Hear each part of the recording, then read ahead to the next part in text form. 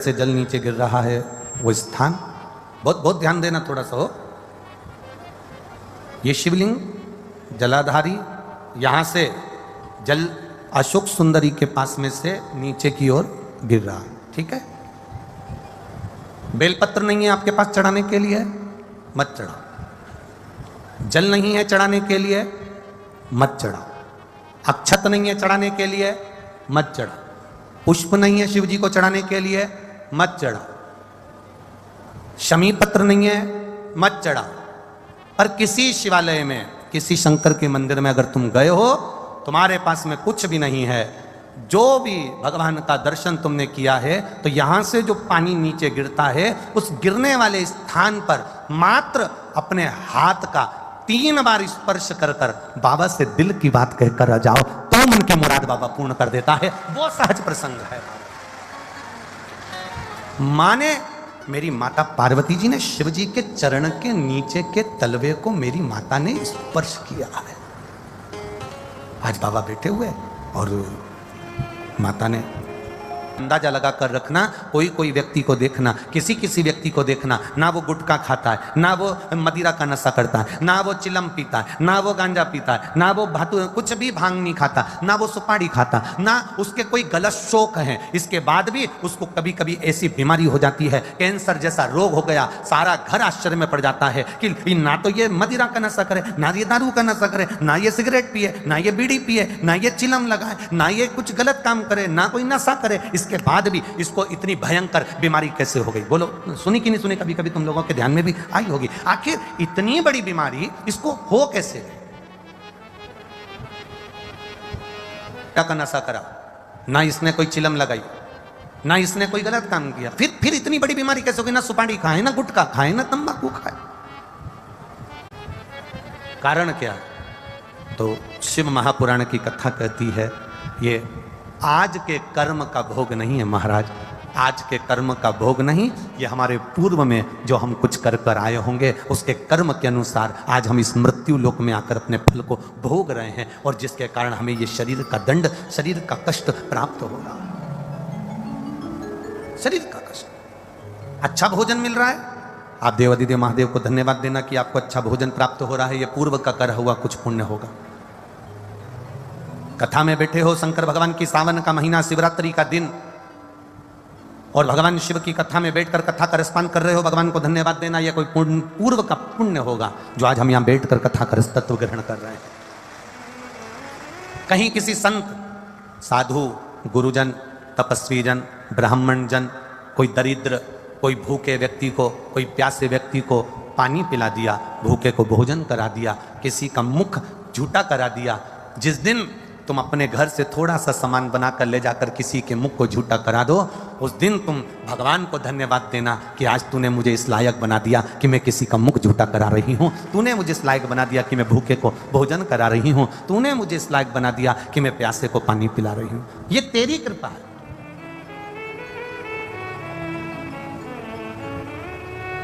जोड़ जोड़ के तो जिंदगी में सब चले गए और आखिरी में यहीं पे छोड़ गए, और अंत में हुआ क्या? बस केवल इतना, ये हाथ से लेके इससे बड़ा कोई फोटो अपने घर में, तुम मर जाओ तो कोई लगाने वाला नहीं है, इससे बड़ा नहीं फोटो लगाएगा। हाँ, कहीं कहीं का अच्छा अगर पैसे वाला हुआ तो फोटो थोड़ा बड़ा हो सकता, पर माला तो प्लास्टिक की ही रहेगी, फोटो भले कितना ही बड़ा हो।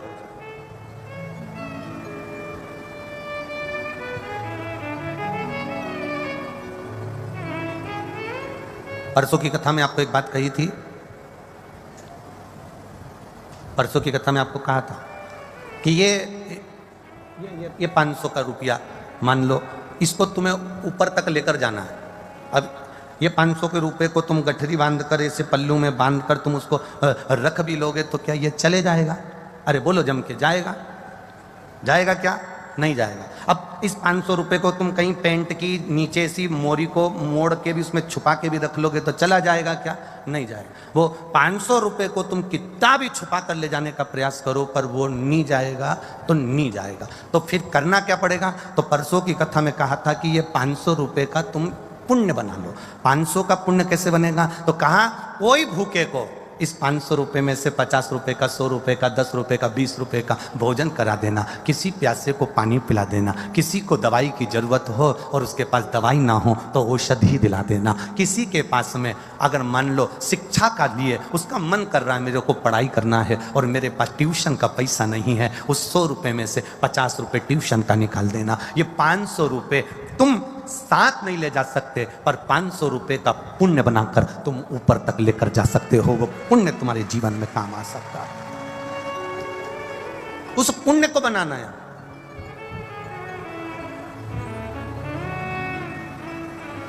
और पुण्य बनाना कोई साधारण बात नहीं है महाराज, बहुत कठिन विषय, बहुत कठिन विषय।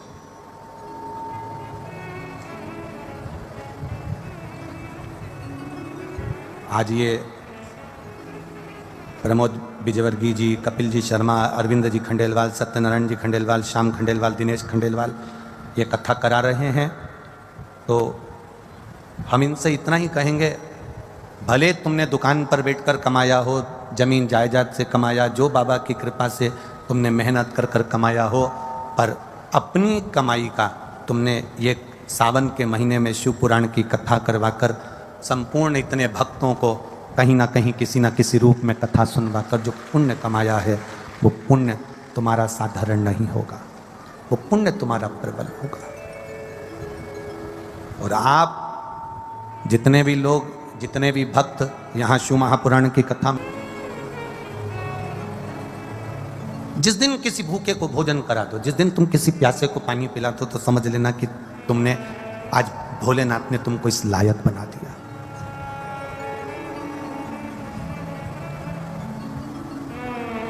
हमारे सनातन धर्म में, हमारे हिंदू धर्म में एक बहुत पुरानी पद्धति है, बहुत पुरानी पद्धति, सब जानते हो। हमारे सनातन धर्म में, हमारे हिंदू धर्म में एक बहुत पुरानी पद्धति है, मछली को भी दाना दीजिए, पक्षी को भी दाना दीजिए, पेड़ के नीचे चींटियों को, जीवों को, चींटों को भी दाना दीजिए। बहुत पुरानी पद्धति है। कारण हमारे सनातन धर्म में ये नहीं कहा गया कि तुम खूब सारा करोड़ों का धन लुटा देना। हमारे सनातन धर्म में कहा गया तुम्हारे पास में अगर इतना सा चुटकी भर के आटा है, शक्कर है, गुड़ है, तो उसको भी तुम पेड़ के नीचे अगर डाल दोगे और चींटियां अगर इकट्ठी होकर खा लेगी तो समझ लेना कि तुमने बहुत बड़ा भंडारा कर दिया और किसी जीव का पेट भर दिया। कई लोग कहते हैं भगवान हमको देगा ना तो मैं 5 कुंटल आटे का भंडारा करूंगा, अगर भगवान हमको देगा तो 10 पीपा तेल का दान करके भंडारा करूंगा, अगर भगवान मुझको देगा 50 पीपा घी की नुक्ति बनवाकर मैं भंडारा करूंगा, अगर भगवान मुझे देगा तो मैं इतना बड़ा भंडारा करूंगा। शिव महापुराण की कथा कहती है, शंकर भगवान का चरित्र कहता है, शिव तत्व कहता है, शंकर का गुणगान कर रहा है। सारे देवी देवताओं को 56 भोग लगते हैं। राम जी के मंदिर जाना 56 भोग लगेंगे, द्वारकाधीश के मंदिर जाना 56 भोग लगेंगे, देवी के मंदिर जाना 56 भोग लगेंगे, दत्त के मंदिर जाना 56 भोग लगेंगे। सारे देवता को 56 भोग लगते हैं, पर मेरे किसी भी शिव के मंदिर में जाना शंकर भगवान को 56 भोग नहीं लगते। कारण क्या है? शंकर भगवान कहते हैं मेरे इतने सारे भूत प्रेत डाकनी पिशाचनी चुड़ैल इतने सारे भूत बने हुए हैं और मेरे अपने गण मंदिर के बाहर खड़े हुए हैं और मैं अंदर 56 भोग खाऊं, अकेला खाकर संतुष्ट हो जाऊं, मुझे 56 भोग नहीं पाना। जो बाहर खड़े हैं इनको कुछ खिला देना, मुंह झूठा करा देना, 56 भोग हो गया। अर्थात इनको तुमने एक गिलास पानी पिलाया, एक अन्न का निवाला खिलाया, एक जरा सा एक बिस्कुट का टुकड़ा भी तुमने इसको खिलाया है तो वो भगवान भोलेनाथ को 56 भोग के बराबर है। मेरे शिव को नहीं चाहिए 56 भोग।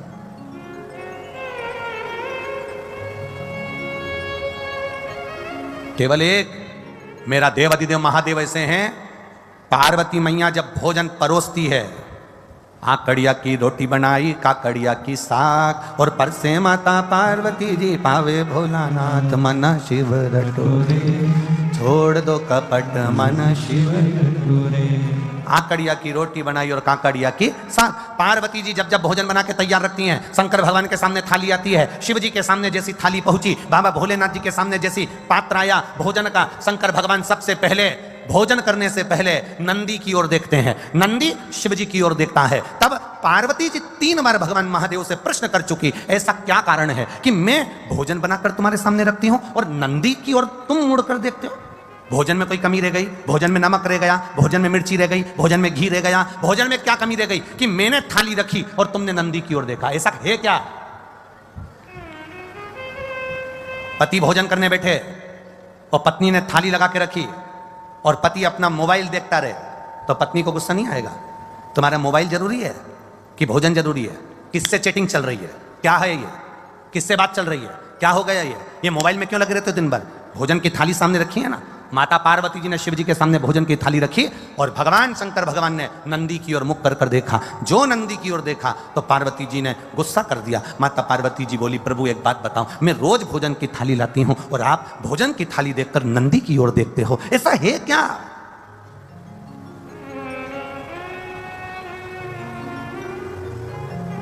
भोजन करते समय आप नंदी की ओर क्यों देखते हो?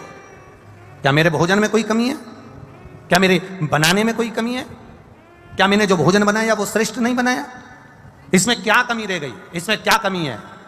पार्वती मैया के 3 प्रश्न हैं भोजन करते हुए देवादिदेव महादेव से। 3 प्रश्न, लिंग पुराण के, स्कंद पुराण के, कुर्म पुराण के और ब्रह्म विवर्त पुराण के। ये 3 प्रश्न भारी हैं और प्रत्येक नारी के जीवन के ये 3 प्रश्न बड़े भारी होते हैं।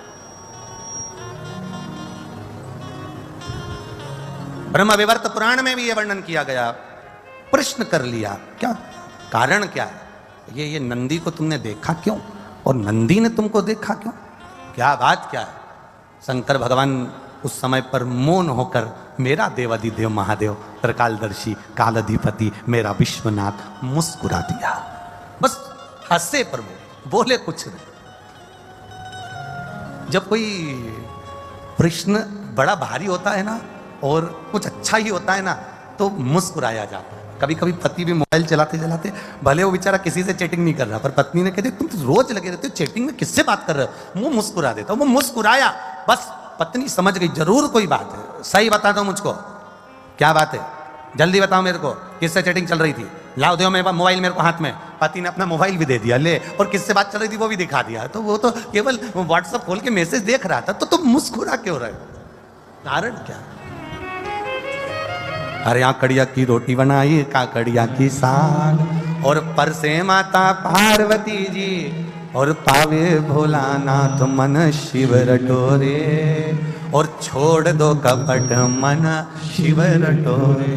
पार्वती जी ने पूछ लिया, आखिर बात क्या है? क्या हुआ? क्या ऐसा कारण क्या? शिव जी नहीं बोले।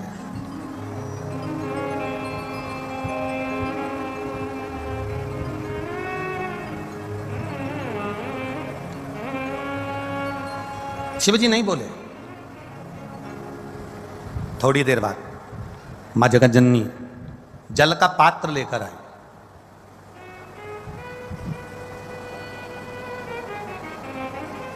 जो जल का पात्र लेकर मां जगतजननी आई, शिवजी ने अपनी केश को, जटा को हाथ लगाया। आपने देखा होगा जिसमें शिवजी ऊपर देख रहे हैं, दोनों हाथ ऊपर। किसी ने दर्शन करें कभी? शिव जी के एक फोटो का दर्शन करना, अगर ना करें हो तो कभी गूगल पर, नेट पर, चित्र में शिव के जटा ऊपर गंगा और शंकर के नेत्र ऊपर दर्शन कर रहे।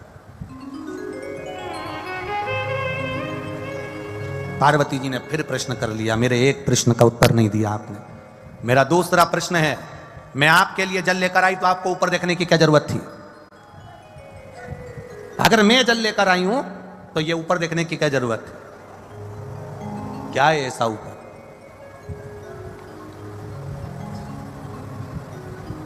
ऐसा है क्या? शिव जी ने कोई उत्तर नहीं दिया। कभी कभी उत्तर ना दिया जाए तो ही अच्छा है। जब प्रश्न की ललकता व्यक्ति के अंदर आ जाती है तो उत्तर पाने की चाह उसके अंदर बढ़ जाती है। उत्तर पाने की चाह उसके अंदर बढ़ जाती है। 2 प्रश्न खड़े हो गए। पहला प्रश्न क्या है कि भोजन की थाली लगते ही नंदी को तुमने क्यों देखा और नंदी ने आपको क्यों देखा? दूसरा प्रश्न क्या है, भोजन के लिए जब मैं जल भर कर लाई हूं आपके पीने के लिए तो आपने ऊपर क्यों देखा, किस लिए देखा? और महाराज तीसरा प्रश्न, जब भोलेनाथ भोजन की थाली पे से उठ गए, जल पान कर कर उठ गए, जब मेरे शंकर भगवान जल पीकर भोजन की थाली पर से उठकर जब चले और बाहर जाकर केवल खड़े होकर मेरे भोलेनाथ ने कुछ देर नेत्र बंद करे, तब फिर माता पार्वती ने प्रश्न कर लिया कि मेरे नाथ, अब ये तीसरा प्रश्न है आपके चरणों में कि आपने बाहर जाकर नेत्र बंद कर कर क्यों खड़े हो गए? कारण क्या है? कारण क्यों? कि शंभु शरणे पड़ी मांगू घड़ी घड़ी दुख काटो दया करी ने दर्शन आपको। 3 प्रश्न है और तीनों प्रश्न बड़े भारी हैं।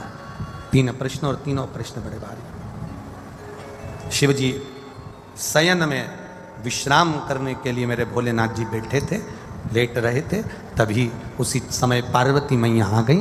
शिव जी के चरण के नीचे के तलवे को मेरी माता पार्वती जी ने हाथ लगाया, शंकर भगवान के पांव के तलवे में। बहुत बहुत ध्यान देना, ये शिवलिंग जलाधारी, ये जो चरण के तलवे को स्पर्श किया, स्पर्श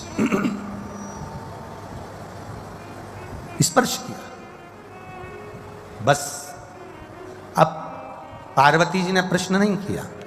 इसके पीछे जब तक विवाद ना हो जाए तब तक वो बात खत्म नहीं होती। पर शिव महापुराण अपने चरित्र का वर्णन करते हुए कह रही है, शिव तत्व का चरित्र का वर्णन करते हुए कह रही है कि जब एक प्रश्न तुमने किया और तुम्हारे पति ने उत्तर नहीं दिया, तो हो सकता है वो उत्तर बाद में दे, हो सकता है उस उत्तर के लिए तुम ठीक नहीं हो सकता है उत्तर के लिए वो समय ठीक नहीं है, हो सकता है उत्तर के लिए वो स्थान ठीक ना हो सकता है वो उत्तर तुम्हारे लिए ना हो, इसलिए उसने नहीं दिया।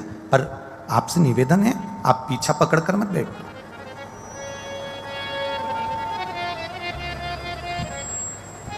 कई माताओं की आदत होती है, कई आवाज पकड़ रहा है, गला पकड़ रहा है।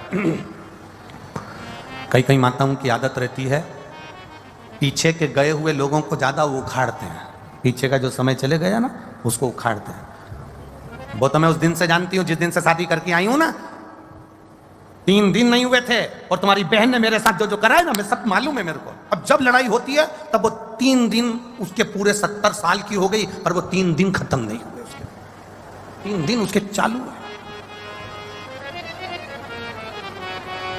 अब मेरे महादेव जी ने क्या करा, केवल चरण के तलवे को स्पर्श किया था मेरी मां ने, केवल चरण को स्पर्श, और शिव जी ने कह दिया, गौरा, ए हिमालय सुता, ए विनायक की महतारी, ए षडानंद कार्तिकेय की मां,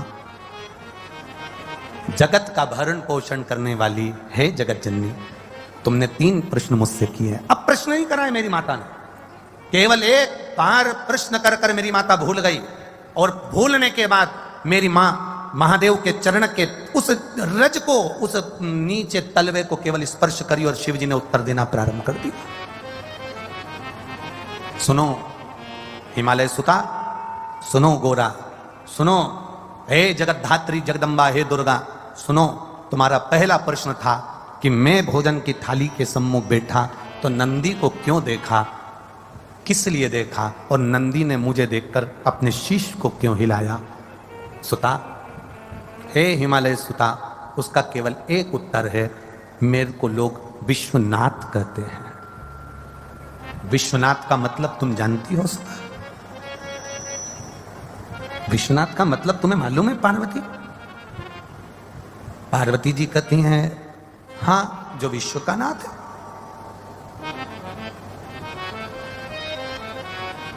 शिव जी ने कहा, पार्वती कोई 7 ताले में भी बंद हो जाए ना, मेरे भोजन के पहले कोई 7 ताले में भी बंद हो गया, मेरे भोजन के पहले उसके पेट भरना चाहिए। विश्वनाथ का मतलब है कोई अनाथ ना रहे, सबका उदर पोषण हो, सबका पेट भरे।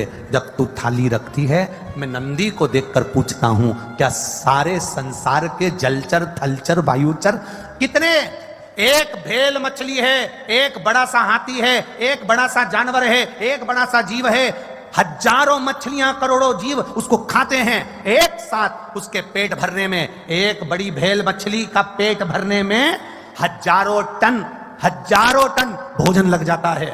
तो महादेव पूछते हैं, भगवान देव पूछते हैं, भगवान शिव पूछ रहे हैं, पार्वती मेरा नाम विश्वनाथ है, मेरा नाम विश्वनाथ है, मैं नंदी से पूछता हूं क्या सबका पेट भर गया? जब सबका पेट भर जाता है तब मैं फिर भोजन को ग्रहण करता हूं, क्योंकि घर का पिता भोजन करने बैठता है, या तो पिता या माता, दोनों में से एक ऐसे होते हैं जो सबको भोजन कराने के बाद अमरस बनाया है, खीर बनाई है, दाल बाटी बनाई है, पहले घर की बूढ़ी माँ, घर का बड़ा व्यक्ति सबके लिए पूछेगा, क्यों छोटा बेटा खा गया, बड़ा बेटा खा गया, वो पोते ने खा लिया, नाती ने खा लिया, पंती ने खा लिया, सबका पेट भरता है, उसके बाद फिर अपना पेट भरता है।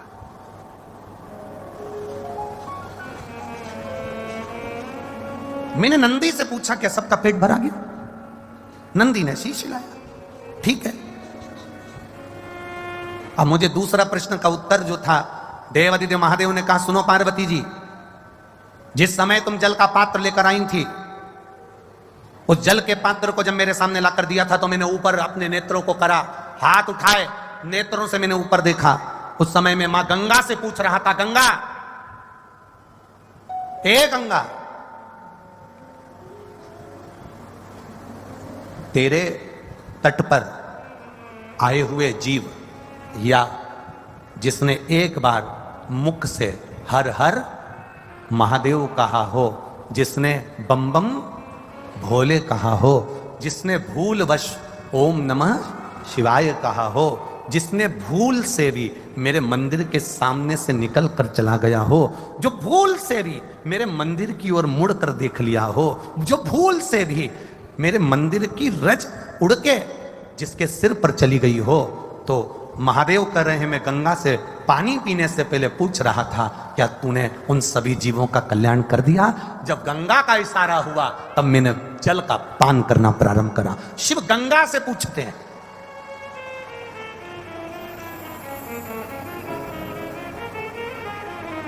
और तीसरे प्रश्न का उत्तर महादेव कह रहे हैं, मैं बाहर गया, नेत्र बंद कर थोड़ी देर खड़ा हो गया, तब शंकर भगवान कहते हैं, उस समय पर मैं बाहर खड़े होकर मेरे इष्ट मेरे राम को याद कर रहा था और उनको धन्यवाद दे रहा था कि तूने मुझे जो कार्य सौंपा है विश्व के भरण पोषण का, वो मैंने सुचारू रूप से कर दिया, उसके लिए तेरा धन्यवाद है। नेत्र बंद कर। राम जी शंकर भगवान का भजन करते हैं, शंकर भगवान राम जी का भजन करते हैं, भगवान कृष्ण शिव जी का भजन करते हैं, शिव जी कृष्ण का भजन करते हैं, नारायण भगवान शिव का भजन करते हैं, शिव नारायण का भजन करते हैं। एक दूसरे की भक्ति में सब लगे होंगे, एक दूसरे के भजन में सब लगे होंगे, एक दूसरे के स्मरण में सब लगे होंगे। हमारे जैसे नहीं है कि हम एक दूसरे की टांग खींचने में लगे हुए हैं। देवताओं में कभी ये नहीं हुआ कि एक दूसरे की टांग खींची गई है। अगर देवता टांग खींचते होते तो एक उनकी कथा नहीं सुन पाते। देवता कभी किसी की टांग नहीं खींचे।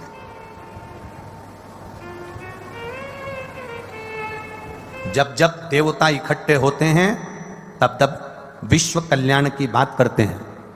जब जब कहीं सत्संग होता है, कथा होती है, प्रवचन होता है, राम कथा, भागवत कथा, शिव कथा, यज्ञ अनुष्ठान, संत साधु सन्यासी तपस्वी साधक उपासक कहीं इकट्ठे होते हैं तो विश्व कल्याण की बात होती है। और जब कुछ निंदक करने वाले एक साथ इकट्ठे होते हैं तो किसी ना किसी की निंदा होती।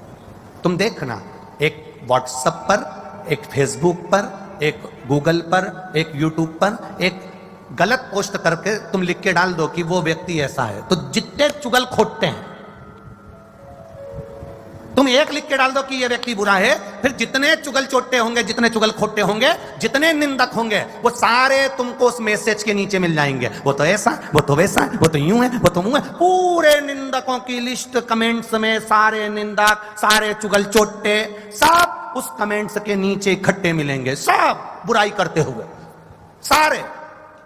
और कहीं कहीं का एक आध दो कमेंट्स ऐसा मिलेगा जो इनका विरोध करने वाला होगा। वो कह देगा नहीं रे तुम गलत हो, नहीं उसने सही करा, तुम गलत हो। समझ जाना कि 32 दांत में एक जिह्वा आज भी विराजमान है उस कमेंट्स के अंदर, आप देख सकते हो। निंदक एक साथ इकट्ठे होते हैं तो वो निंदा का कार्य करते हैं, सज्जन एक साथ इकट्ठे होते हैं, कोई सतकर्मी, कोई संत, कोई साधु, कोई ब्राह्मण, कोई साधुजन, कोई गुरुजन, जब एक साथ इकट्ठे होते हैं तब संत भाव में विश्व कल्याण की बात करते हैं। अपने राष्ट्र का कल्याण कैसे हो, विश्व का कल्याण कैसे हो, सनातन धर्म की रक्षा कैसे हो, गौ बेटियों की रक्षा कैसे हो, हमारे सनातन धर्म को हम आगे कैसे लेकर जाएं, हमारे हिंदू धर्म का हम और आगे तक इसका प्रचार कैसे कर सकते हैं, अपने सनातन धर्म को हम और कैसे बचा सकते हैं, अपने सनातन धर्म को हम और पोषित कैसे कर सकते हैं, हम ये विचार करते हैं। जब सनातनी इकट्ठे होते हैं तब सनातन धर्म को जोड़ने की बात करते हैं।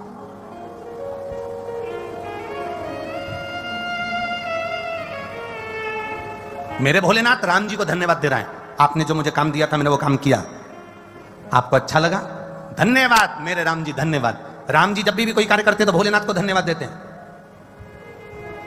हमारे यहां की तो इतनी विचित्र रीति है, गुलाब जामुन अच्छी बन जाए तो सास तुरंत कह देती है मैंने बनाई है, सब्जी अच्छी बन जाए तो सास तुरंत कह देती है मैंने बनाई है, और सब्जी अगर बिगड़ गई वो तो बहू को बनाना ही नहीं आता, उसके बाप के घर से ऐसी सीख के आई है।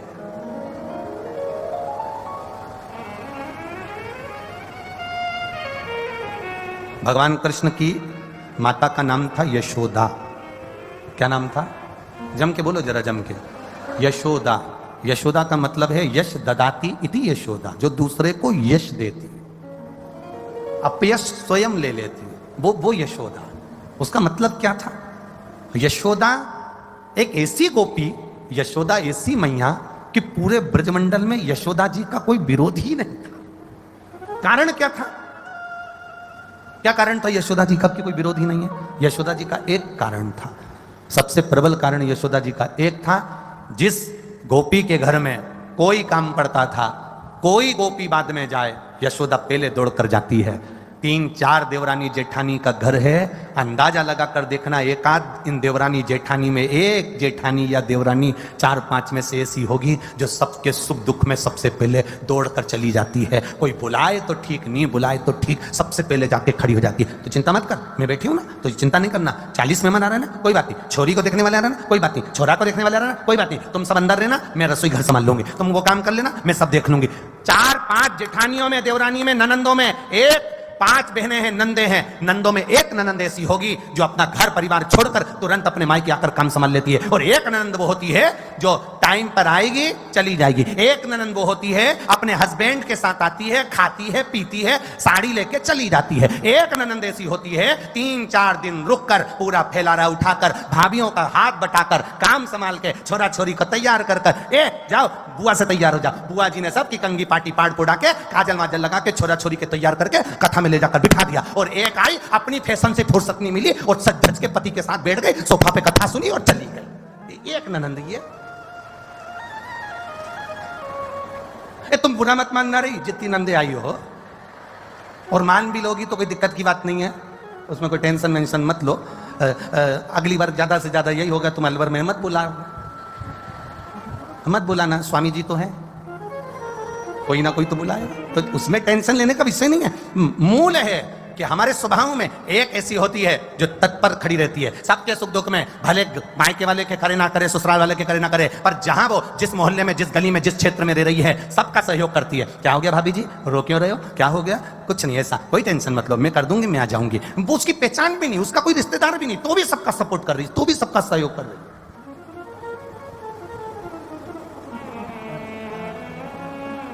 उसका कोई रिश्तेदार नहीं, तो भी कर रही। क्योंकि उसने जान लिया, उसने पहचान लिया कि हर एक में वो समाया है। जलचर, थलचर, वायुचर, जितने जीव हैं सबके अंदर वही समाया है। सब कोई अलग से है ही नहीं। मेरे राम शिव जी का धन्यवाद करते हैं। मेरे शिव जी स्वयं भोलेनाथ राम जी का धन्यवाद करते हैं। कभी मेरे भोलेनाथ जी ने ये नहीं कहा कि मेरा नाम विश्वनाथ है तो मैं अपना बखान करूं। ना ना, एक संत के प्राण छूटे और एक डाकू के प्राण छूटे।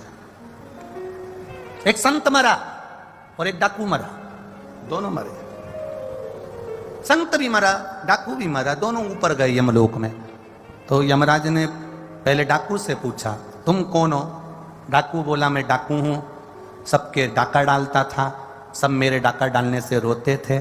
कई लोगों को मारा भी मैंने, पीटा भी मैंने, कई लोगों की हत्या भी मैंने कर दी। सबका धन लाया, निपटा गया, खा गया, सब अपने खर्चे में लगा दिया। मैंने दुनिया के लोगों को बहुत दुख दिया है। मैं डाकू था, मैंने दुनिया को कष्ट दिया है, पर मैं आपके चरणों में खड़ा हूं। आप जैसा कहोगे वैसा मैं अपने कर्म का दंड भोगने को तैयार हूं। मैंने गलती करी है, मैं क्षमा चाहता हूं।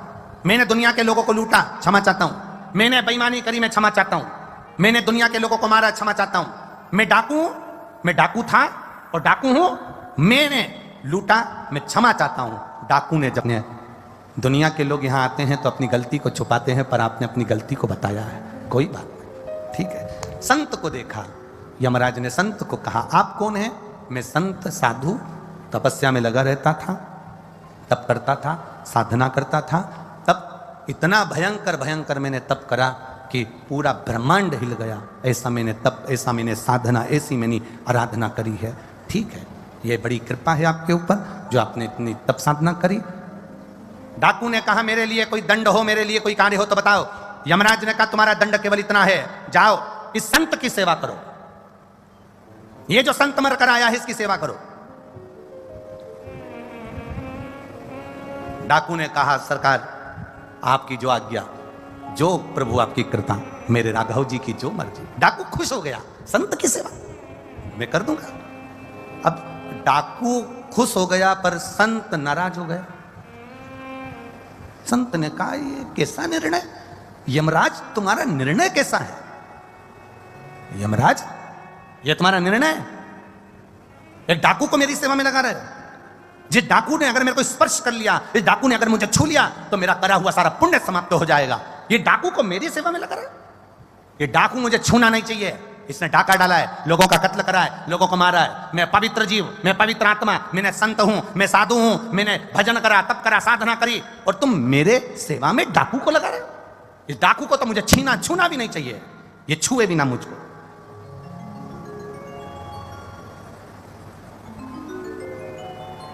यमराज ने कहा, वो डाकू तुमसे बड़ा हो गया, डाकू होकर भी क्षमा याचना करता रहा। और महाराज जी, आप पवित्र थे, तप करा था, साधना करी थी, इसीलिए तो डाकू को आपकी सेवा में लगाया था कि आपका मात्र स्पर्श हो जाता तो वो डाकू का भी कल्याण अपने आप हो जाता, अपने आप। पर इतना अहम, इतना अहंकार अपनी उस तप साधना पर, जिसमें तुम एक डाकू का भी कल्याण नहीं कर सकते। एक डाकू का तप साधना। फिर निवेदन करूंगा, आपकी तप साधना, चलते चलते शिव का नाम ले लो, चलते चलते भगवान का भजन कर लो, चलते चलते स्मरण कर लो, चलते चलते शिव भक्ति कर लो, चलते चलते भगवत नाम का स्मरण करो। साधना, तप, साधुता हम माने कठिन है, पर चलते चलते राम नाम, कृष्ण नाम, शिव नाम लेते चलो। कोई जरूरी नहीं है। आज कई लोगों ने पूछा, गुरुजी, मैसेज लोगों ने सीओर भेजा कि गुरुजी से पूछ कर बताओ, आज शिवरात्रि है तो शाम को, रात्रि को 9 बजे अभिषेक करेंगे तो क्या व्रत रखें, उपवास रखें, हम कुछ खाएं ना खाएं, हम कैसे कैसे हम अभिषेक करें, कैसे हम पूजन करें, हम उनसे एक बात ही कहना चाहेंगे। हमने अपनी व्यासपीठ से हमेशा कहा है आपको, आज फिर कह रहे हैं, जरूरी नहीं कि तुम खाना छोड़ोगे तो उपास होगा, जरूरी नहीं कि तुम एक टाइम भोजन करोगे और एक टाइम फलाहार करोगे तो उपास होगा, जरूरी नहीं कि आप दोनों टाइम का भोजन छोड़ दोगे तो उपास होगा, जरूरी नहीं कि तुमने खाना छोड़ा, मैं ये नहीं खाऊंगी उपास हो जाएगा, मैं ये नहीं खाऊंगी उपास हो जाएगा। उपास खाना छोड़ने से लोग कहते हैं होता है, पर हमारा चित्त, हमारा मन और यह व्यासपीठ कहती है कभी अपने अंदर अगर उपास करना हो तो एक नियम ले लेना कि आज मैं झूठ नहीं बोलूंगी, आज मैं निंदा नहीं करूंगी। यह भी उपास करने का तरीका है, यह भी उपास करने का एक तरीका है। जिस दिन तुम्हारा व्रत हो, जिस दिन तुम भगवान के मंदिर जाओ, जिस समय सावन का महीना सोमवार का दिन 9 बजे तुम भगवान के मंदिर जाओगी, 8 बजे तुम भगवान के मंदिर जाओगी, सुबह से नियम ले लेना, सुबह से तुम उपास कर लेना, कितनी बजे तक शंकर को जल चढ़ाऊंगी, जब तक मेरा उपास है कि मैं निंदा नहीं करूंगी। आज 9 बजे तक मैं मंदिर जाऊंगी, 9 बजे तक मेरा नियम है मैं झूठ नहीं बोलूंगी। आज मैं शंकर के मंदिर जल चढ़ाने सोमवार के दिन जाऊंगी, आज मेरा नियम है कि किसी भूखे को भोजन कराऊंगी, आज मेरा नियम है किसी प्यासे को पानी पिलाऊंगी, आज सुबह से मेरा नियम है कि मैं अपनी बहू, अपने बेटे, अपने पोता, अपनी पोती, अपने पंती जो भी है मेरे घर में उनसे मीठा व्यवहार करूंगी। आज मेरा यह व्रत है कि आज कोई कितना भी अपशब्द कह दे मैं झगड़ा नहीं करूंगी। इसको भी हमारे सनातन धर्म में उपास कहा गया है, इसको भी व्रत कहा गया है। केवल भोजन छोड़ देने पर व्रत की मूलता नहीं, अपने भीतर सत्य को लेकर आना वो भी व्रत है, अपने भीतर ईमानदारी को लेकर आना वो भी व्रत है। नियम बनाओ, सोमवार के दिन सावन का महीना चल रहा है, लोग कहते हैं सावन के सोमवार का मैं व्रत रखूं, हम कहते हैं व्रत रखो मना नहीं, पर उस व्रत में तुम्हारा एक व्रत और जुड़ना चाहिए कि आज मैं सावन का सोमवार है, हफ्ते भर में झूठ बोलता हूं, एक दिन नहीं बोलूंगा, आज मैं 9 बजे तक जब तक पूजन ना कर लूं तब तक मैं किसी का दिल नहीं दुखाऊंगा। ये भी तो व्रत है, ये भी तो उपास है, ये भी तो साधना है, ये भी तो तप है, ये भी तो आनंदता है।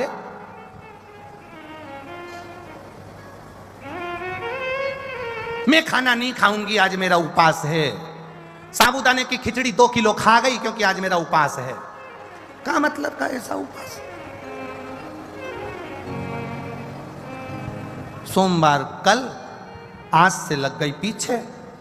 सुनो, आधा किलो दही ले आना, सुनो 2 दर्जन केले ले आना, सुनो आधा किलो मूंगफली का दाना ले आना, सुनो थोड़ा सा मोरधन कुट्टू का आटा ले आना, सुनो साबूदाना खत्म हो गया लिया, सुनो हरियाली मिक्सचर का पैकेट भी लिया आना, सुनो थोड़ी सी चिप्स मिल जाए कच्ची तो लिया ना, मैं तल लूंगी, अपने आलू सड़े हुआ आया था तो मैं बना नहीं सकी, अब की बार लिया। सुनो आते आते 2 किलो दूध ज्यादा लिया ना क्योंकि राजगिरे की खीर बना लूंगी। सुनो कोई आए तो संतरे और आम का सीजन चल रहा है तो 2-2 किलो आम लिया ना।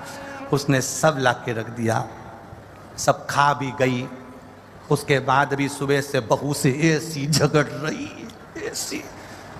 ऐसी कि बहू भी सोच रही इससे तो तू रोटी खा लेती।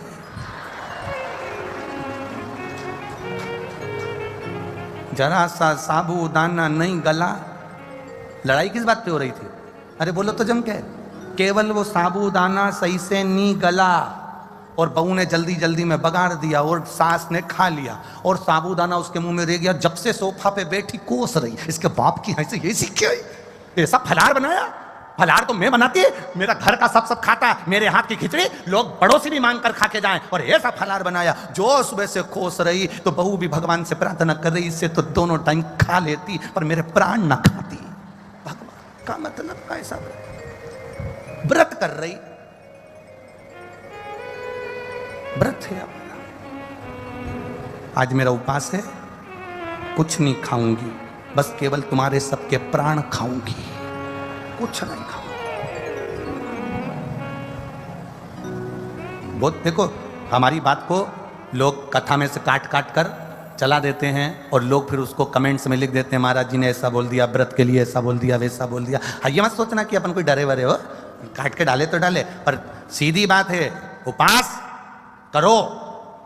अगर भोजन का ना कर पाओ तो अपने विचारों का करो कि आज मैं झूठ नहीं बोलूंगी, आज मैं निंदा नहीं करूंगी, आज मैं झगड़ा नहीं करूंगी, आज मैं अपशब्द नहीं बोलूंगी। ये भी तो उपास की गणना में आना चाहिए, ये भी तो उपास हो सकता है, ये भी तो व्रत हो सकता है, ये भी तो साधना हो सकती है।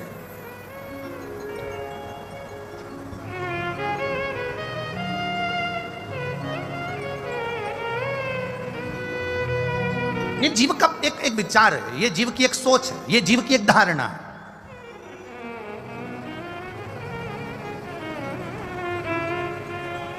आपकी चित्त वृत्ति में परमात्मा समाहित हो।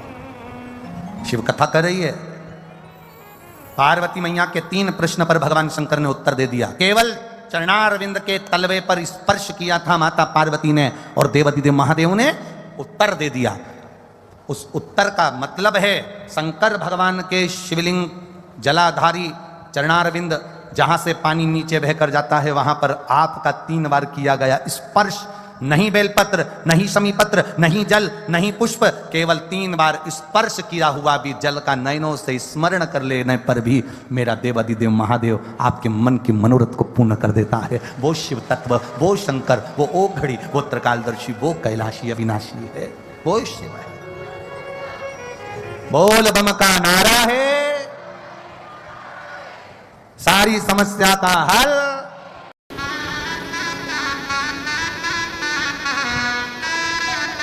बहुत अच्छे लोगों से मिलना हो जाए, बहुत अच्छे लोगों का संग मिल जाए तो समझ लेना कि पूर्व का कोई सुख, पूर्व का कोई क्रम अच्छा रहा हो।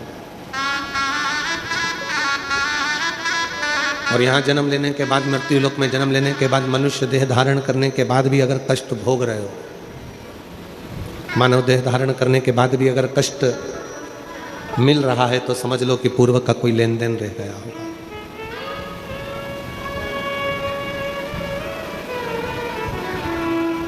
तुम्हारा बंगला कैसा है, कितने बंगले हैं, कितने घर हैं, ये वक्त आएगा तब दुनिया को मालूम पड़ जाएगा।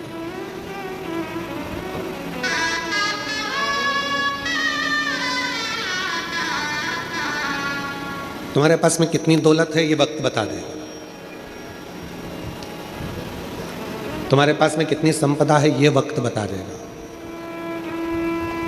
पर तुम्हारी उम्र कितनी है, कितने समय तुम जिंदा रहोगे, ये दुनिया में कोई नहीं बता सकता। किसी की सामर्थ्यता नहीं है कि कोई आपका वक्त बता दे कि तू कल मरेगा, कि परसों मरेगा, कि नरसों मरेगा, कि आज मरेगा, कि 2 घंटे में मरेगा, कि 5 घंटे में मरेगा। ये किसी की सामर्थ्यता नहीं बताने की।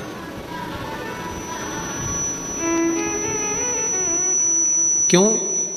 परमात्मा ने आपको और हमको जो जन्म दिया उसमें वक्त बनाकर नहीं भेजा कि तुम इतने साल जीवित रहोगे, इतने समय तुम रहोगे और फिर वापस चले जाओ।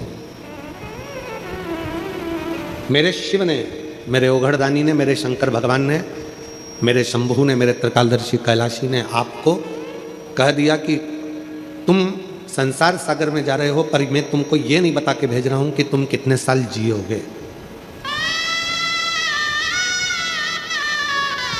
मैं तुमको ये बताकर नहीं भेज रहा हूं कि तुम कितने साल जीवित रहोगे, कितने साल रहो पाओगे। पर इतना जरूर कहकर जा रहा हूं, भगवान शिव ने कहा कि मैं तुझे संसार सागर में भेज रहा हूं, तुझे बताकर नहीं भेज रहा कि तू कितने साल जीवित रहेगा, कितने साल अच्छा रहेगा।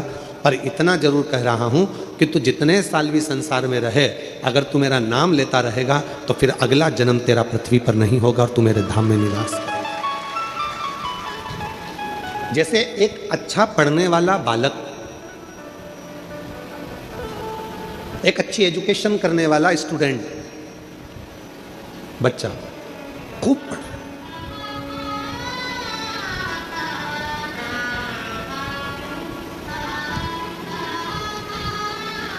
माँ क्या कहती है उससे, अच्छा पढ़ लेगा तो तू अच्छा इंजीनियर बन जाएगा, अच्छा पढ़ लेगा तो तू अच्छा कलेक्टर बन जाएगा, अच्छा पढ़ लेगा तो अच्छा एसपी बन जाएगा, अच्छा डॉक्टर बन जाएगा।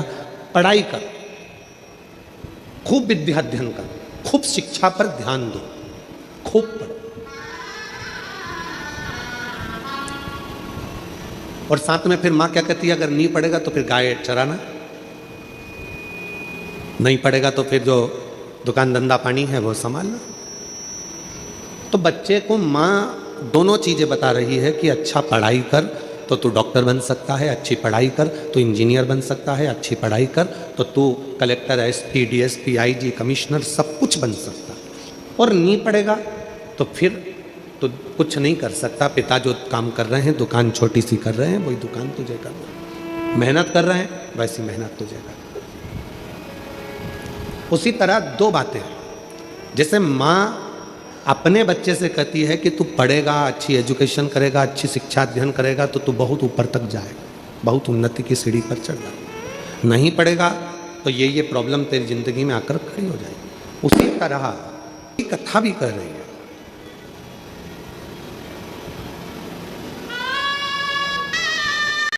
ये भगवान देवादिदेव महादेव का चरित्र कह रहा है, उसी तरह ये भगवान शंकर की पवित्र कथा कर रही है। अगर संसार में जन्म लेने के बाद आपने अगर भगवान देवादिदेव महादेव से हृदय लगाया, भगवान शिव से यदि आपने दिल लगा लिया, तो ये निश्चित है कि फिर संसार सागर में उलझना नहीं पड़ेगा, वो सुलझा कर अपनी ओर आसक्त करेगा, अपनी ओर करेगा। और कोई पिछले जन्म के अच्छे कर्म मुझे बाबा तेरा साथ मिला, कोई पिछले जन्म के अच्छे कर्म मुझे बाबा तेरा साथ मिला। जहाँ सारी दुनिया झुकती है, जहाँ सारी दुनिया झुकती है, मुझे वो आली दरबार मिला, दरबार मिला। कोई पिछले जन्म के अच्छे कर्म मुझे बाबा तेरा साथ मिला, कोई पिछले जन्म के अच्छे कर्म मुझे बाबा तेरा साथ मिला। कोई पिछले जन्म के अच्छे कर्म मुझे बाबा तेरा साथ मिला, कोई पिछले जन्म के अच्छे कर्म मुझे बाबा तेरा साथ मिला। कोई पूर्व का अच्छा कर्म होगा, कोई पिछले जन्म का। ये जितने यजमान परिवार यहाँ बैठे हैं, श्रीमती सरोज रिंगरी जी, भूपेंद्र रिंगरी जी सरपंच नगपुरा के, ओमेश्वर यादव जी हैं सरपंच संघ महाध्यक्ष, श्रीमती प्रेमलता यादव जी हैं, श्रीमती जूही संजय चौबे जी हैं, संयोजका प्रिया साहू जी हैं नगपुरा से। इन सभी को मैं इसलिए साधुवाद दूं कि कहीं ना कहीं कोई आपके पूर्वजों का, आपके माता पिता की कोई अच्छाई रही होगी, कोई पुण्याई रही होगी, आपके दादा परदादा की कोई पुण्याई रही होगी, जो आप यजमान पद ग्रहण कर कर इतने शिव भक्तों को कथा का रसतत्व ग्रहण करा रहे हैं। ये कोई पुण्याई है, ये कोई पूर्व का किया हुआ अच्छा भाव हमारे जीवन में रहा होगा, जो आप और हम इस पवित्र शिव महापुराण की कथा का लाभ ले रहे हैं। एक क्षण की भी यदि शिव महापुराण की कथा हमने हमारी जिंदगी में उतारी है तो उसका फल जरूर मिलता है, उसका लाभ जरूर मिलता है। और जिस भाव से आप श्रवण करने के लिए बैठे हो, सबका अपना अपना एक उद्देश्य है कथा को सुनने का। जिस भाव से आप कथा का रसतत्व ग्रहण करने के लिए बैठे हो, जिस भाव से, आज कथा का पहला दिन है, 5 दिन की कथा है, 17 तारीख से चालू हुई है, 21 तारीख को विराम हो जाएगी। 1 बजे से 4 बजे तक नागपुरा जिला दुर्ग में यह कथा चल रही है।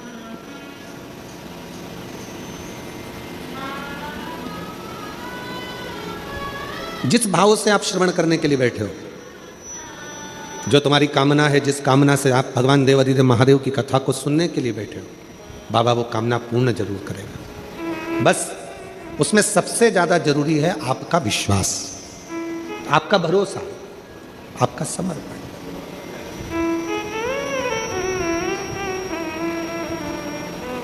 कितने भरोसे के साथ, कितने विश्वास के साथ भगवान देवादिदेव महादेव का भजन कर रहे हो, यह आप पे निर्भर करता है।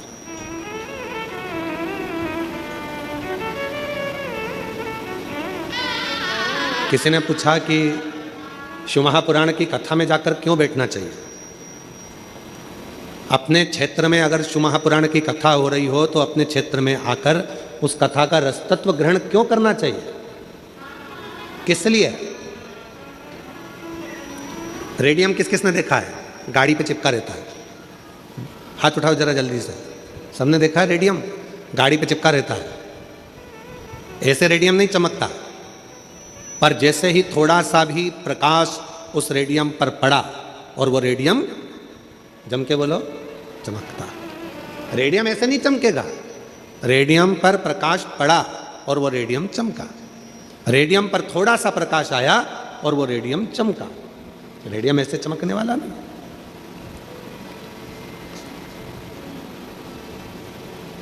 अब कोई कहे कि ये रेडियम चमक तो है ही नहीं रहा साहब, जबरदस्ती का हमने लगा कर रखा है, रेडियम चमक ही नहीं रहा है, इतने दिन से हमने लगा कर रखा है, चमक ही नहीं रहा है।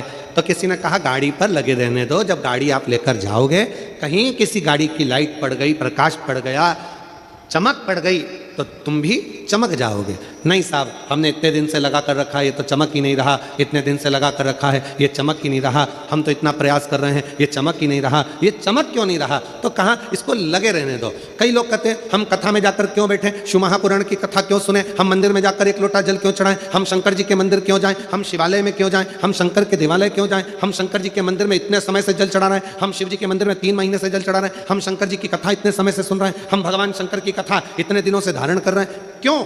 फिर भी हमारा भाग्य नहीं चमक रहा। ध्यान देना, शिव महापुराण की कथा पंडाल में जाकर जब आप सुनते हो, समझ लो कि पंडाल की रज, भूमि की मिट्टी जब आपके शरीर से लगती है, समझ लेना कि रेडियम आप पर चिपक गया और एक ना एक दिन फिर शंकर की चमक आपको चमका कर ही रहती।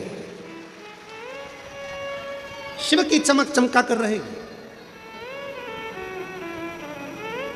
एक पत्र है, अच्छा है।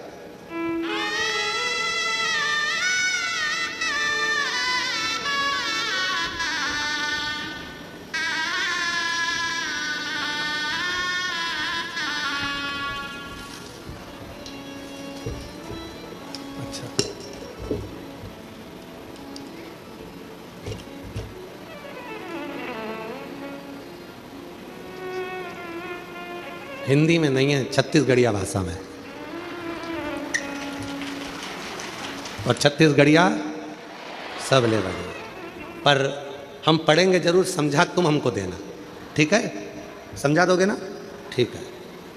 मोर नाव नारायण सिन्हा, ग्राम नतपुरा, दुर्ग।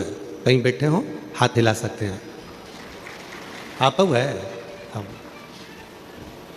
गुरुदेव जी, एक लोटा जल औ, नहीं ये औ तो मुझे समझ में आता है, क्योंकि इसको मैंने बस्तर के अंदर जब कथा थी, कौन सा गांव था, कच्चे गांव में पत्र आया था छत्तीसगढ़ी भाषा का, हमने उसमें औ पढ़ा था, ठीक है? तो गुरुदेव जी, एक लोटा जल औ पशुपतिनाथ उपवास के का फल होते, ये कोई मोर ले पूछे, तमें हाँ बतावा गुरुदेव जी, मोर मकान नहीं रीस हेत में हा अपन संसरार ससुरार ससुरार ले कर्जा लेके नानक मकान बनाए हवा। मतलब छोटा मकान बना, ठीक है? आया थोड़े दिन बाद हम भी छत्तीसगढ़िया हो जाए। ओकर ले मोर लाखों के कर्जा हो गए और मोर आर्थिक स्थिति अत्यंत अच्छा नहीं रही थी।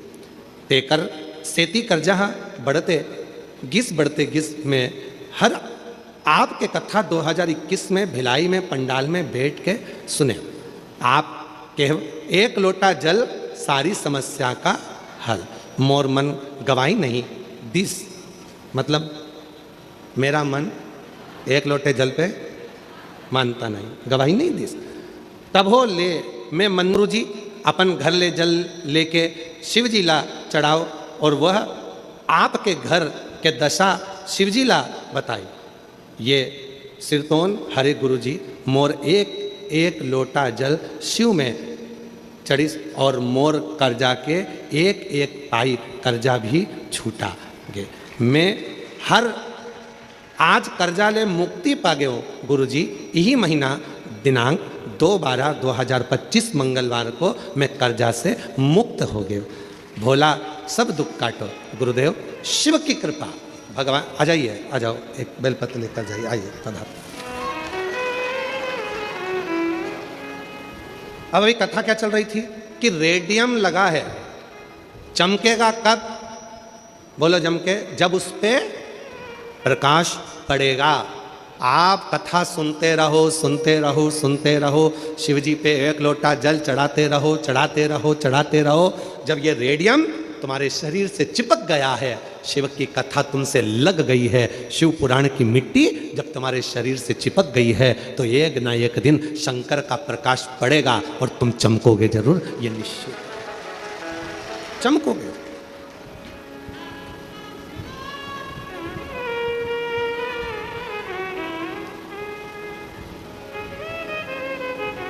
आप शिव के उस भजन में डूबोगे जरूर। करो भक्ति शिव की, करो भजन भगवान शंकर का। लोग कहते हैं पंडाल में बैठकर कथा सुनने का क्या लाभ है, पंडाल में बैठकर कथा क्यों सुनना चाहिए? क्यों शिव महापुराण की कथा को सुनने के लिए लोग पंडाल के अंदर जाकर बैठते हैं? उसका कारण केवल इतना सा है कि वो मिट्टी नहीं, उस रज को वो अपने शरीर में लगाकर बाबा के प्रकाश का इंतजार करते हैं। और जिस दिन शिव की कृपा दृष्टि का प्रकाश हम पर पड़ता है, उस दिन हमारी जिंदगी चमकना प्रारंभ हो जाती है, चमकना प्रारंभ।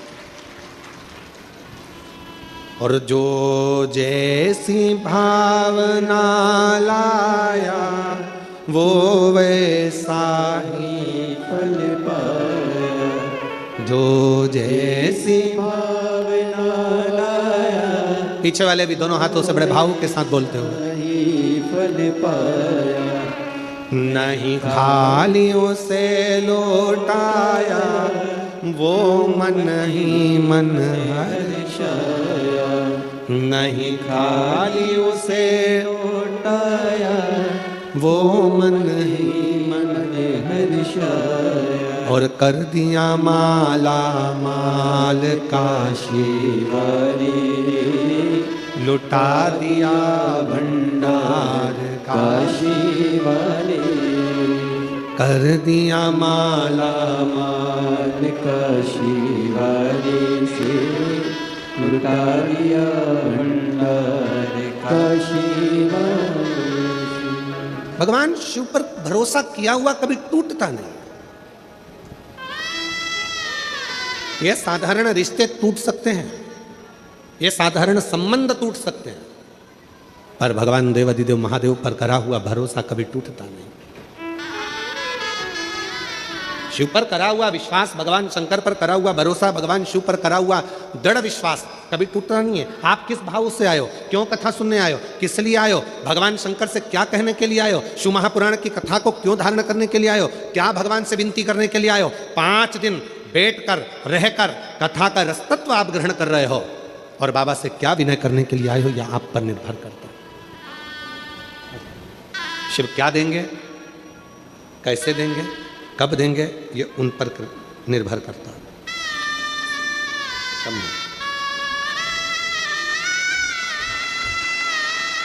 पूरा ही होता है। अरे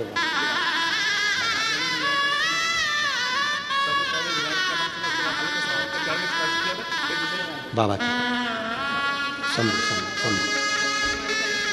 भैया कह रहे हैं कि कर्जा बहुत ज़्यादा था, चुकाना मुश्किल था, पर मैंने भी भिलाई की कथा में जाकर बाबा से विनती कर दी थी कि 11 पंडाल में बैठकर कथा सुनूंगा, बस मेहनत भी खूब करूंगा, तो मेरा पूरा कर्जा जो लाखों में है वो चुकवा दे।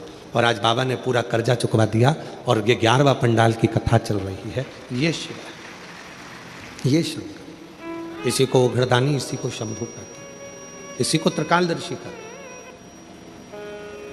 कितना विश्वास है आपका शिव पर, यह आप पर निर्भर करता है। 5 दिन में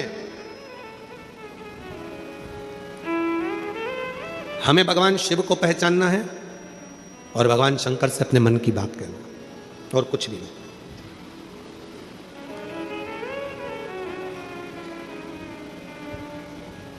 और जो रात्रि को रुकने वाले हैं उनसे निवेदन करूंगा कि पंडाल में जब आप सोते हैं, रहते हैं, पूर्ण सुरक्षा के साथ में रहें और साथ में भगवान देवाधिदेव महादेव की अविरल भक्ति करते रहें। अविरल भक्ति, उस भक्ति को धारण करते रहें, भजन करते रहें।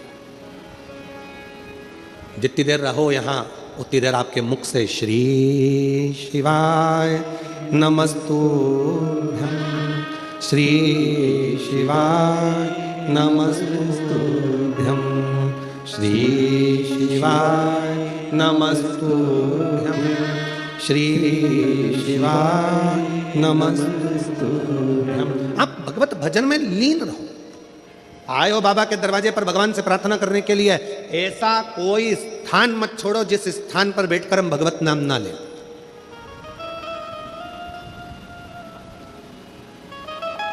कितनी सुंदर एक कथा आती है कि देवता और असुरों ने मिलकर समुद्र का मंथन किया। शिव महापुराण का ये बड़ा सुंदर चरित्र है। मंथन किया, और केवल देवता और असुर मंथन नहीं कर रहे हैं। शिव महापुराण ये भी कहती है कि अपने घर में रहकर कुछ देर रात्रि को जब विश्राम करा करो, विश्राम के समय पर थोड़ी देर विचारों का मंथन भी करा करो।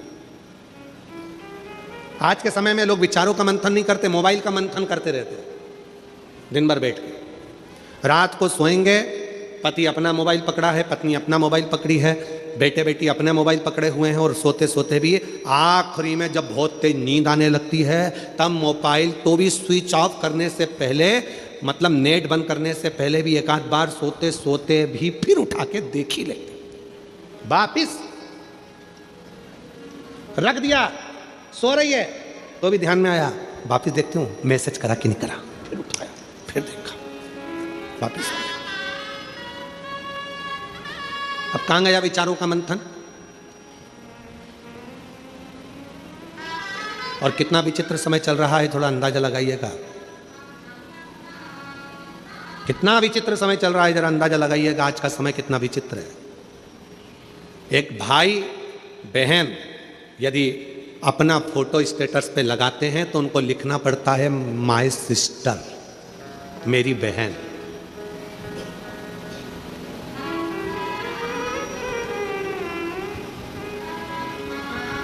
बुआ के साथ फोटो लगता है तो लिखना पड़ता है मेरी बुआ जी हैं, आज आई थी, उनके साथ फोटो लगाया।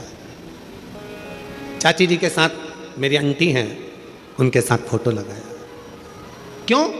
क्योंकि आज के समय के व्यक्ति की दृष्टि और बुद्धि इतनी विचित्र होती चली जा रही है कि कोई भी अगर मोबाइल पर फोटो दिखता है तो उसकी तुरंत सोच और निगाह बदल जाती है और वो गलत सोचना प्रारंभ कर देता है। मतलब इतनी विचित्र बुद्धि लोगों की हो गई, इतनी विचित्र सोच हो गई। क्या संसार में कोई दूसरे रिश्ते नहीं रहे, कोई संबंध नहीं रहे? शिव महापुराण की कथा कथी है, भगवान देवादिदेव महादेव का चरित्र कथा है। मंथन हुआ, उस मंथन में हलाहल विष निकला। जरा संबंध देखिएगा, रिश्ता देखिएगा, कितना विचित्र कथा का वर्णन किया गया कि रात्रि को सोने से पहले मोबाइल का मंथन मत करिए, रात्रि को सोने से पहले मोबाइल को मत देखिए, रात्रि को सोने से पहले अपने विचारों का मंथन करिए। घर में क्या हुआ, बच्चों को कैसे पढ़ाना है, बच्चों की शिक्षा कैसे ग्रहण कराना है, कौन सी कोचिंग कराना है, कौन सी ट्यूशन देना है, कौन सी चिकित्सा कराना है। अगर भगवान ने हमको धन दिया है, पैसा दिया है, हमारे बच्चे अच्छे से पढ़ रहे हैं तो अपने मोहल्ले में, अपनी कॉलोनी में, अपनी सोसाइटी में, अपने नगर में कोई बच्चा पढ़ने में कमजोर है तो उस बच्चे का शिक्षा अपने को कराना है। ये विचार, ये सोच, ये मंथन अपने अंदर होना चाहिए।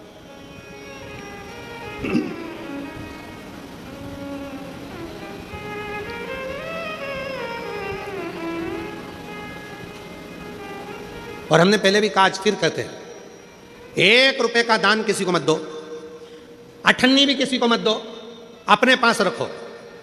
कहां लगाना? अपने पड़ोस में, अपने मोहल्ले में। कोई बच्चा पढ़ना चाहता है, उसको शिक्षा की जरूरत है और वो पढ़ना चाहता है पर उसके पास में पैसा नहीं है, उस बच्चे की शिक्षा में लगा। भगवान ने यदि आपको लायक बनाया है, भगवान ने अगर आपको गाड़ी का मालिक बनाया है, भगवान ने यदि तुमको गाड़ी दी है, मालिक बनाया है, और मोहल्ले में, पड़ोस में अगर कोई एकदम बीमार पड़ गया, सूचना मिली, भैया मेरा बेटा बीमार है, ऑटो नहीं मिल रहा, गाड़ी नहीं मिल रही, भगवान को धन्यवाद देना, आज तूने मेरी गाड़ी को सफल कर दिया, किसी के काम तो आ रही है, किसी की जिंदगी तो संवार रही है।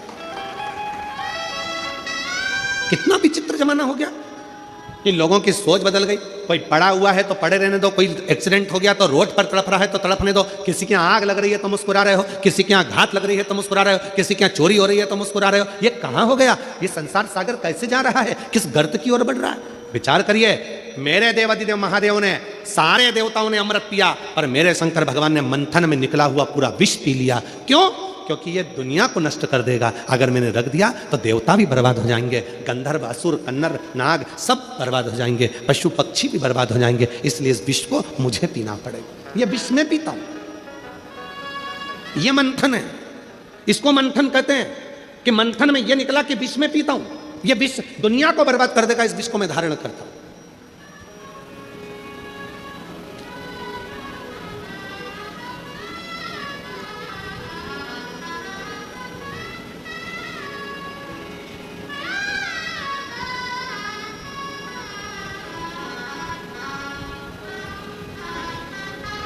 यदि बस्तर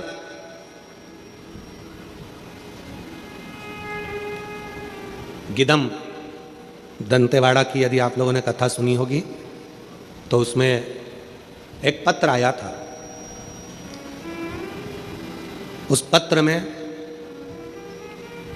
एक बहन जी ने पत्र लिखा था। उस पत्र में लिखा था कि हमारे दंतेवाड़ा क्षेत्र में, ये नक्सल प्रभावित क्षेत्र में, जहाँ पर लोगों के अंदर भय था, वहाँ पहली बार हर हर महादेव सुनने को मिल रहा है।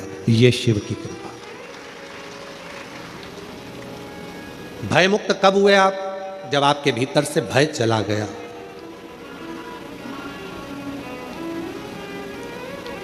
एक पत्र अच्छा है, देखिए।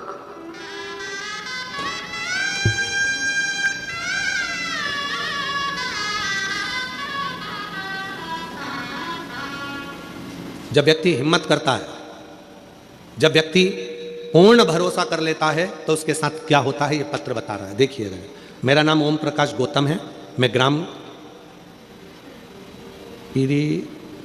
पीरीर तहसील गुंडर रेही जिला बालोदा का निवासी हूँ।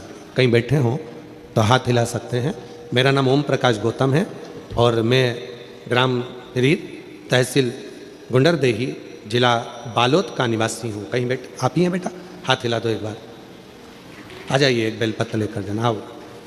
मैं पिछले 7 सालों से प्राइवेट बैंक में कार्य कर रहा हूँ और अच्छे औहदे पर पहुँच गया हूँ, लेकिन मन में कहीं ना कहीं लगता था, एक बात अंदर चुभती थी कि मेरी सरकारी नौकरी क्यों नहीं।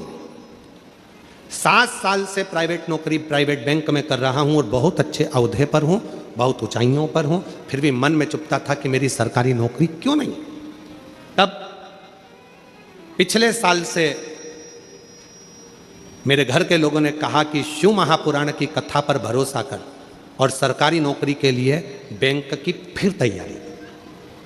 माँ, इतने सालों से नौकरी कर रहा हूँ और इतने सालों से सरकारी बैंक की परीक्षा दे रहा हूँ, पर हो नहीं रहा, तो अब क्या हो जाएगा? तब मेरी मौसी ने कहा, अब तू एक काम कर, तैयारी तू कर और एक बार वो सीहोर वाला महाराज कथा कहता है तो उसके कथा के पंडाल में बैठ जा और वहां बैठकर कथा सुन। वहां की मिट्टी को सिर पर लगाना, प्रणाम करना और बाबा से विनती करना कि मेरा ये कार्य होना चाहिए। सीहोर वाला बाबा कहता है कि मेहनत 4 गुनी कर, रात दिन एक कर और पंडाल में बैठ के कथा सुन। गुरुदेव, मैंने अपने परिवार से कहकर भिलाई आ गया और भिलाई में मैंने कथा चल रही थी, दया सिंह जी कथा करा रहे थे। तब उस कथा में बैठकर मैंने बाबा से विनती करी, पूरी 1 साल मेहनत करी और आखिरी में एग्ज़ाम दिया और बाबा ने ऐसी कृपा कर दी कि आज मेरा सरकारी बैंक में सिलेक्शन हो गया। मैं बाबा को यहाँ प्रणाम करने के लिए, मैं शिव को नमन करने के लिए। लिख रहे हैं, मेरा विश्वास ऐसा नहीं था, मैं नहीं मानता था क्या पंडाल में बैठने से, कथा सुनने से क्या ये फल मिल सकता है? पर आज कहता हूं कि बाबा चमकाता है, किस्मत जरूर देता है, वो कमी नहीं। आइए, आ जाओ आ जाओ आ जाओ, दोनों आ जाओ। मैं बाबा को यहां धन्यवाद देने के लिए आया हूं।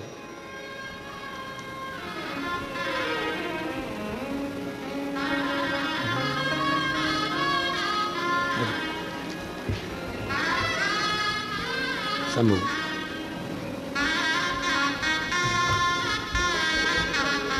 भाई, और भी उन्नति करो, खूब अच्छी मेहनत करते रहो। अच्छा, बेटा कह रहा है एक सरकारी नौकरी का रिजल्ट तो आ गया, एक रिजल्ट और आने वाला है उससे भी ऊंची पोस्ट का, और कह रहा है कि विश्वास है उसमें भी सफलता हासिल कर लूंगा, ये भरोसा। और ऐसे दयालु नाथ से रिश्ता बनाइए, बोलो ऐसे दयालु नाथ से रिश्ता बनाइए, ऐसे दयालु नाथ से रिश्ता बनाइए, ऐसे दयालु नाथ से सब बोलिए रिश्ता बनाइए, मिलता रहेगा आपको, मिलता रहेगा आपको, जो कुछ भी चाहिए मिलता रहेगा आपको, जो कुछ भी चाहिए।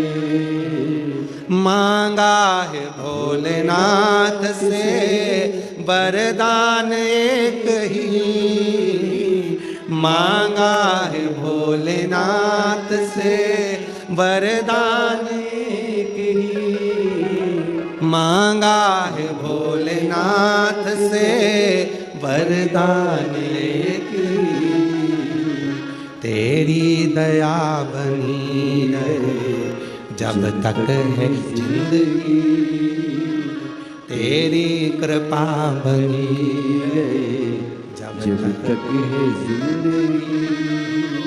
से एक संबंध जोड़िए, एक संबंध। गिदम दंतेवाड़ा बस्तर की कथा में कहा था, शिव महापुराण की कथा में वही जाता है जिसको शिव बुलाता है और जिसकी झोली खुशियों से भरने वाला होता है, उसी को बुलाता ही नहीं है। तुम दुनिया का सारा प्रयास कर लो, मेरा भोले बाबा तुम्हें कथा में नहीं बुलाएगा। गाड़ी तैयार है, सबने विचार कर लिया चलना है, अपने पास में कथा हो रही है, नगपुरा में कथा हो रही है, इसके बाद छत्तीसगढ़ में कथा सावन में आएगी, 6-8 महीने की देरी लगेगी, इसलिए मौका है अपन पूरा प्रयास कर लो कि अपने को नगपुरा की कथा जरूर सुनना है, बाबा से प्रार्थना करना है और बाबा से विनय करना है। बस विचार मंथन चलता रहा, अब तो जाना है चाहे कुछ भी हो जाए। सारी तैयारी कर ली, मालूम पड़े कि कोई घर में अड़चन आ गई, नहीं जा पाए। तुम्हारा जाने का मन था, तुम नहीं पहुंच पाए, और पड़ोसन का जाने का मन नहीं था तो भी पड़ोस की गाड़ी जा रही थी उसमें बैठ के चली गई। मतलब बाबा को उसकी झोली में कुछ देना था, बाबा को उसको कुछ प्रदान करना था। सुन, मुझे फ्लाइट टिकट बुक करना सिखाना। क्यों? कहाँ जाना है? कहीं नहीं, बस सीख रही हूँ। अच्छा, तो पहले यहाँ पर डेस्टिनेशन डालो। हाँ, अब यहाँ डेट और प्रदान करना था, इसलिए बाबा ने बुलाया। क्यों बुलाता? और ऐसे दयालु नाथ से, सारे पंडाल वाले बोलो, पीछे वाले, आगे वाले, साइड वाले, अड़ोसी पड़ोसी, पीछे वाले धड़ोसी, सब बोलो ऐसे दयालु नाथ से। इनको तो बोलने तो मुझे सुनाई देगा। हाँ, ऐसे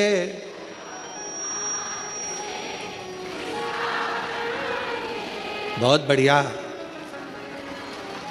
अच्छी आवाज है, बाबा की कृपा है।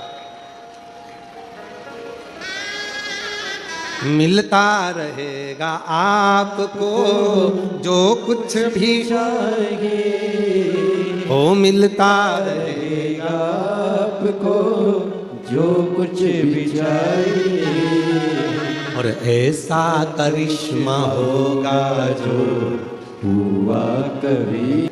हाथ हिला सकते हैं।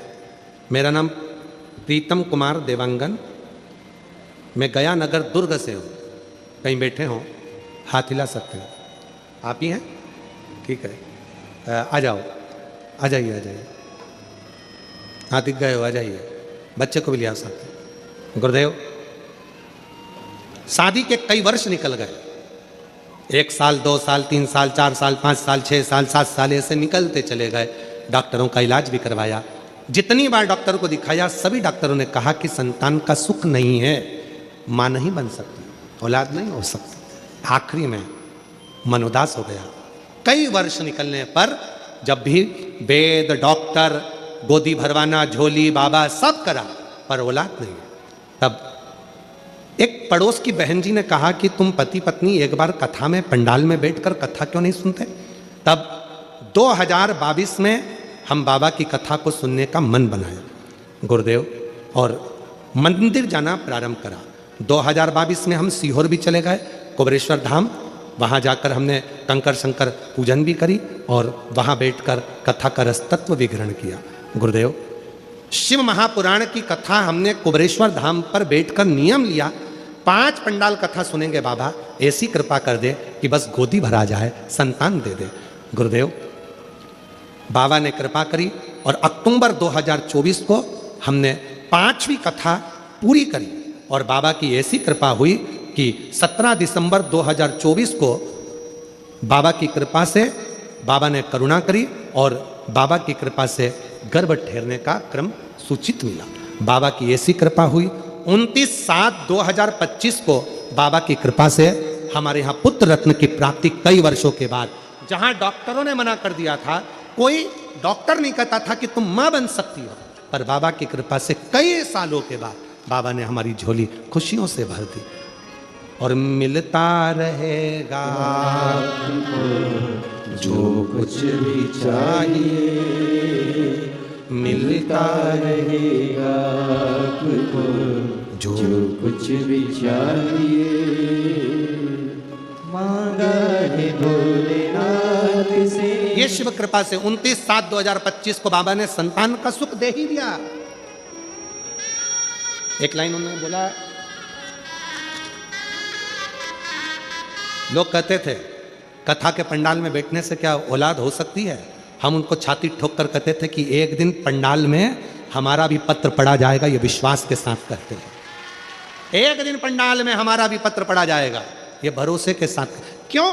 क्योंकि विश्वास कितना है आपका शिव के प्रति, शंकर के प्रति। आप कथा में बैठकर बाबा से अपने दिल की बात कह रहे हो, नहीं कह रहे हो, कथा सुन रहे हो, नहीं सुन रहे हो, ये आप पर निर्भर करता है।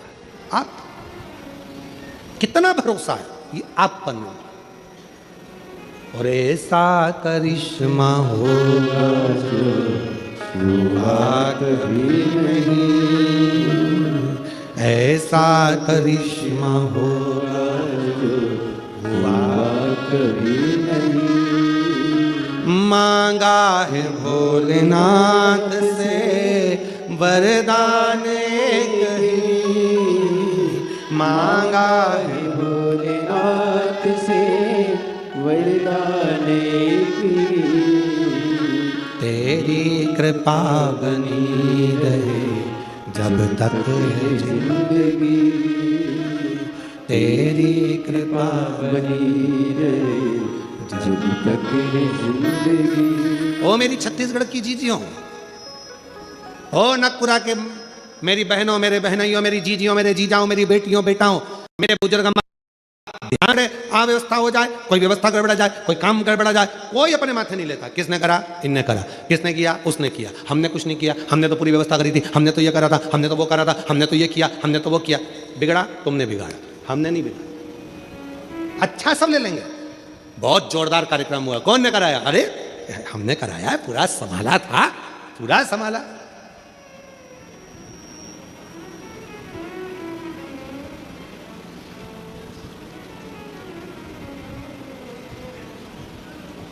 जब हम बस्तर में कथा करने के लिए गए, गिदम में, तो जब आखिरी में हमने वहाँ के IG, DIG, commissioner, collector, SP, SSP, SDM सबको हमने साधुवाद दिया। तो जब हम नीचे जा रहे थे मंच से उतर कर, आखिरी दिन के एक दिन पहले की बात, तो पीछे की ओर वहाँ के अधिकारी खड़े हुए थे बहुत, और उन्होंने सबने कहा, महाराज जी आपने हमको धन्यवाद दिया, पर एक धन्यवाद आप हमारी तरफ से यहाँ के आदिवासी और वनवासियों को देना कि उन्होंने बड़ी सरलता के साथ इस दिव्य आयोजन को सफल बनाया। जब हमने उन अधिकारियों के मुख से सुना तो बड़ी प्रसन्नता हुई। कहा, गुरुजी यहाँ का आयोजन, इस नक्सल प्रभावित क्षेत्र का आयोजन अगर कोई सफल कर सकता है तो यहाँ का वनवासी और आदिवासी ही सफल कर सकता है, बाकी के किसी की सामर्थ्य। ये उनकी सामर्थ्य, उनका प्रेम है, उनको शिव पुराण सुनना थी, उनको शंकर की भक्ति करना थी, तो उन्होंने इस पूरी कथा में 4 चांद लगा दिए। और उसी तरह ये आज हम यहाँ इस बहुत दुर्ग का ये बहुत गांव क्षेत्र है, जब हम वहाँ से चले, जिस क्षेत्र में हम रुके हैं वहाँ से चले, तो गांव के अंदर गांव, कल हम आएंगे तो हम सारे गांव के नाम भी लिख के लाएंगे, ठीक है। राइट में ये गांव, लेफ्ट में ये गांव, वो गांव, गांव गांव गांव गांव गांव। हमने 4 बार हमारे को जो लेकर भगवान कृष्ण आ रहे थे सारथी, हमने उनसे पूछा गांव कब आएगा? बस अभी आने वाला है, बस अभी आने वाला है, बस अभी आने वाला है। तो हमने कहा ये गांव नहीं, अभी और आएगा, फिर और आएगा, फिर और आएगा, फिर और, ऐसे इधर गांव, इधर गांव, गांव गांव गांव गांव गांव, तब जाकर ये नकपुरा पहुंचे। नकपुरा। और आप सबको जब यहां देखा इतनी भारी संख्या में, तो देखकर प्रसन्नता हुई कि जैसे शक्कर के डब्बे को चींटी ढूंढ लेती है, तुम छत्तीसगढ़ वाले शिव पुराण को ढूंढ लेते हो, ये पक्का। बड़ी बड़ी कृपा, बड़ा प्रेम है आप लोगों को शिव जी से। एक बात तो पक्का है, तुम शंकर जी की बेटी पक्की हो और दामाद भी पक्के हो, ये निश्चित है। ये संबंध तुम्हारा बड़ा भारी है, ढूंढ लेते हो। कथा हो रही है, कथा हो रही है, कथा हो रही है, चलना है, चलना है। शिव कथा मंथन किया, विष निकला, मंथन में विष। कौन पिएगा? विष पीने की सामर्थ्यता किसमें? बुराई झेलने की सामर्थ्यता किसमें? अपशब्द झेलने की सामर्थ्यता किसमें? सास ने अपशब्द कहे बहू को और बहू ने पलट कर जवाब दे दिया, तो समझ लेना कि यहां पर बहू महान नहीं है। बहू की महानता कब होती है? जब सास अपशब्द कहे और बहू सुनकर भी मुस्कुरा कर चल दे, समझ लेना कि उसकी जिंदगी में उसने किसी सच्चे गुरु का सानिध्य प्राप्त करा। सच्चे गुरु का सानिध्य। पलट कर तो कोई भी जवाब दे देगा। कितना सुंदर व्याख्यान है महाभारत का। द्रौपदी के सोते हुए 5 पुत्रों का वध अश्वत्थामा ने कर दिया। तलवार उठाई अश्वत्थामा ने और द्रौपदी के 5 पुत्रों का वध करा। अश्वत्थामा तो विद्वान थे, गुरु के पुत्र थे, इतनी विद्वत्ता थी उनमें।